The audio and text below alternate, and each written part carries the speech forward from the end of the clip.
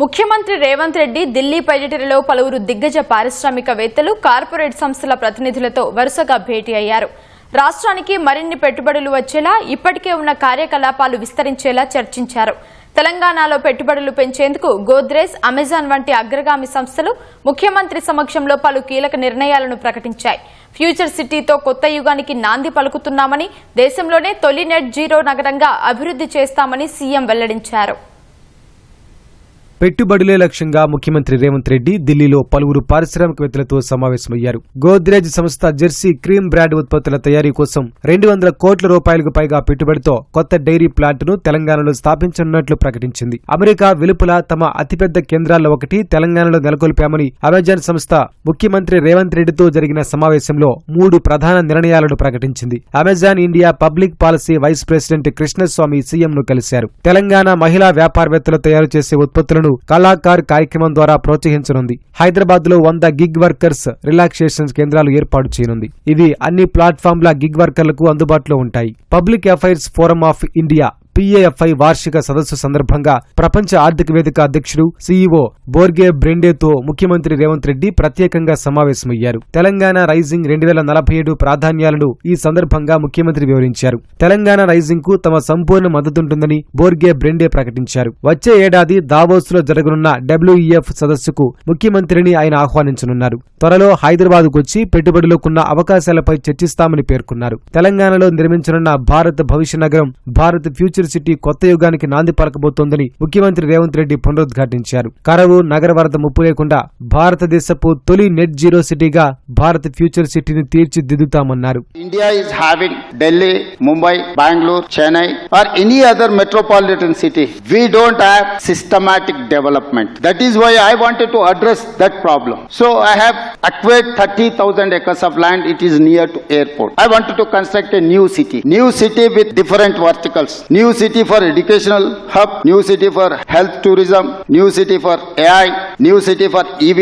So we wanted to create 9 verticals in my new city. It is going to connect from airport to new city with metro, with a dedicated road. Not only this, I have proposed to Government of India to create bullet train, Hyderabad to Bangalore, Hyderabad to Chennai via Amravati, Andhra Pradesh capital. So all these plans are there. Telangana lands are very fertile land. We can produce organic food. So we have different plans to develop my state. I wanted to give certain things to my next generations. We are planning for that. Please come and join in our vision document, Telangana Rising 2047, where you can put your investments, you can get profit, your investments are secure. రాష్ట్ర సర్వతోముఖాభివృద్ధి లక్ష్యంగా Telangana vision document 2047 రూపొందించామని CM తెలిపారు.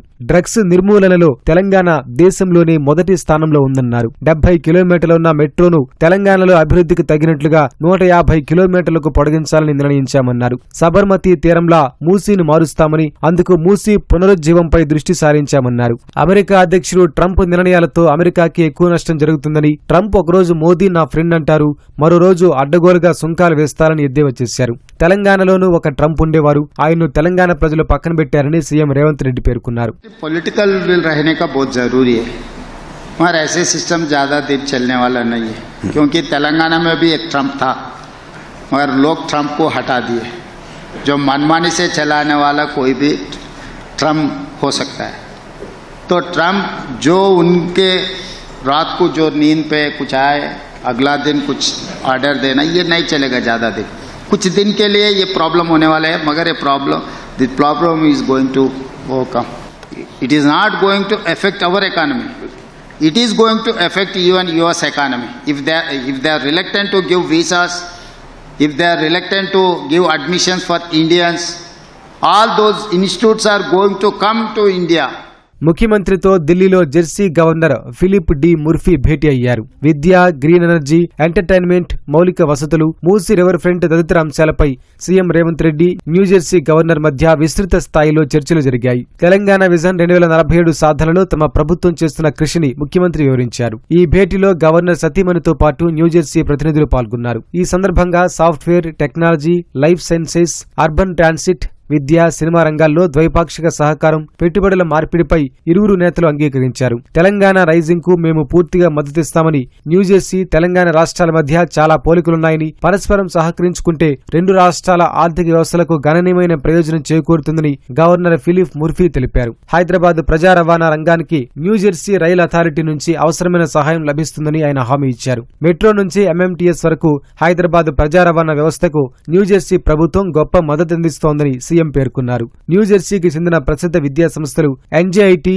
Princeton, రుట్గర్స్ తదితర విశ్వవిద్యాలయాలను New Jersey వెలుపల క్యాంపస్లుగా హైదరాబాద్లో ఏర్పాటు చేయాలని CM కోరారు. ఇందుకు అవసరమైన అన్ని సహాయాలను అందిస్తామని హామీ ఇచ్చారు.